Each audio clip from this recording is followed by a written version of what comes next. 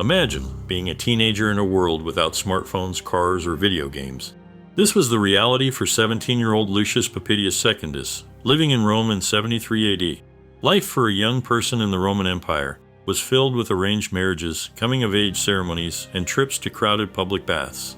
Growing up as a teenager in ancient Rome was pretty different from today.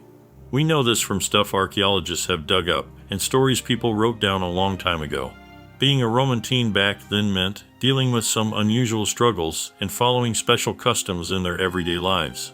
So, what exactly did a typical day look like for a teenager like Lucius? The average Roman teen started their morning with a simple breakfast, often just bread and cheese for poor plebeian families.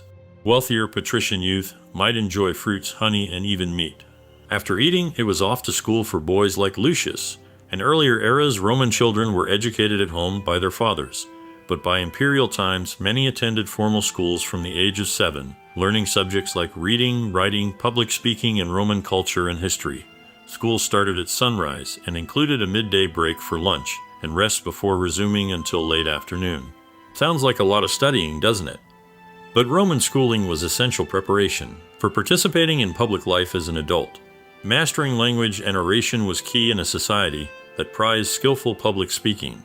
Even the art of war was a standard part of education for young Roman men. Girls had a different educational path, often learning domestic arts like spinning and weaving from their mothers at home rather than attending school. But some wealthier girls did pursue academics with their father's permission. After school, you might find Lucius and his friends playing with their pets or toys, not unlike modern kids, except their action figures were more likely clay or wooden dolls and chariots. Board games using dice and counters were also popular pastimes. Hunting was another favored leisure activity among Romans who could afford it. One major difference in how a Roman teen spent their free time compared to today, watching the brutally violent gladiator matches and animal fights that were considered prime entertainment in Roman society. Amphitheaters like the famous Colosseum drew huge crowds to watch these bloody spectacles. Family dinners were an important daily ritual in Roman households. For common folk, the evening meal was often just a simple porridge. Wealthier families enjoyed multi-course meals with more variety of foods, always accompanied by ample wine. Reclining on couches while dining was a sign of status and leisure. As a teenage male, Lucius would be looking ahead to important coming-of-age milestones. Typically around age 15 or 16, boys participated in a ceremony where they exchanged their childhood toga for the toga virilis, marking their entry into manhood. Military service often followed within a few years. Marriage was another major life event that came much earlier for Romans than in the modern world. Girls were considered women at only 12 to 14 years old and were often married off to older men chosen by their fathers. As a teenage boy, Lucius might also be preparing for an arranged marriage, though he likely wouldn't wed until his 20s.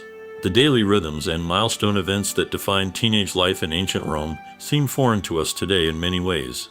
But these young people were navigating their own path to adulthood, balancing family obligations, social and religious rituals, education, and leisure time just as modern teens do. The pastimes and priorities may have been different, but the transition from child to adult was a pivotal stage that posed its own challenges and adventures for adolescents like Lucius nearly 2,000 years ago, offering us thought-provoking insight into what it meant to grow up Roman. So, what did you think of the ancient Roman teenager life? Let me know in the comments. Until then, goodbye.